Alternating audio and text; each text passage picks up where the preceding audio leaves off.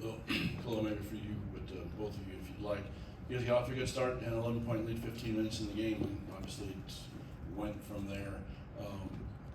You asked Coach Woodson about just the energy and effort that went into that. Did you guys see some sort of lack of energy and effort among yourselves, though, too, out there when they were making that run?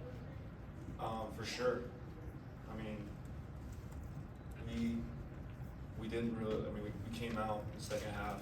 I mean, we had a 4-point lead going into the half, and we weren't playing well at all. I mean, and then we come out in the second half, and it's the same thing. We're just not playing hard enough and smart enough on the defensive end.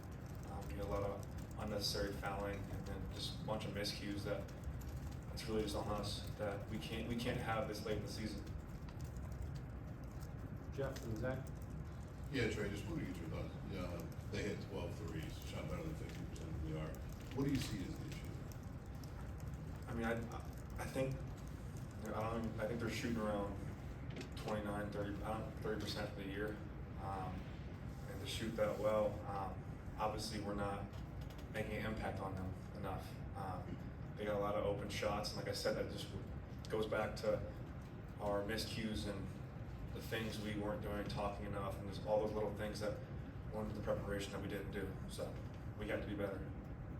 Zach, did you hear? I guess for either of you guys, particularly there in the second half, I think Coach Woodson said that Penn State was just kind of dictating a lot. Just what couldn't you guys kind of pull together to sort of push back against them once maybe I think they started like a 22-7 run there after halftime? Yeah, they were just playing harder than us, and I mean it's hard to really get a flow on offense when you can't get stops.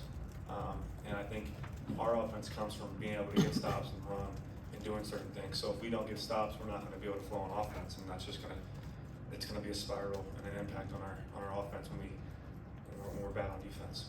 I heard the mic. Trey, you mentioned the miscues on defense kind of switching, so I guess with that miscommunication aspect, is that stemming mostly from preparation? I guess how can you go about changing that moving forward? I think just being in the moment and being confident in what we're doing. Coach gives us a game plan, we got to follow it and do it.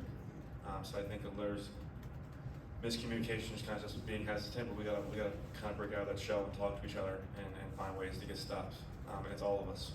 It's not just one guy. It was all 5 guys on the court tonight. It showed. Mike, then we'll wrap it, Daniel. You know, being flat in the second half and kind of, do you feel like you're a little worn down at this point with the injuries and kind of the up and down nature of the season? Does that contribute to that, or is that just something unique to this game where, you know, you just didn't have it in the second half maybe? I mean, I don't think so. I mean, we prepared the right way, and we knew that they're going to come in here and try to play physical and do all the little things to try to kind of throw up our game and kind of mix it up. But like I said, in the day, it's just like playing harder and smarter. Last question, Dave. Yeah, Trey, Woodson mentioned a lack of fire. How do you go about fostering more fire, and then kind of what were the conversations you all had in that second half run about trying to create that more, I guess, fight at the end? Yeah, I mean, when teams go on runs, you got to really find ways to come together and get stops. They're hitting some tough shots, but still, if you give them confidence early, they're going to kind of get in the flow, and that's what they did. So I think just us really kind of coming together and all 5 guys in the court coming together as one. That's the biggest thing we needed to do, and we didn't do that tonight. Today. Thanks, guys.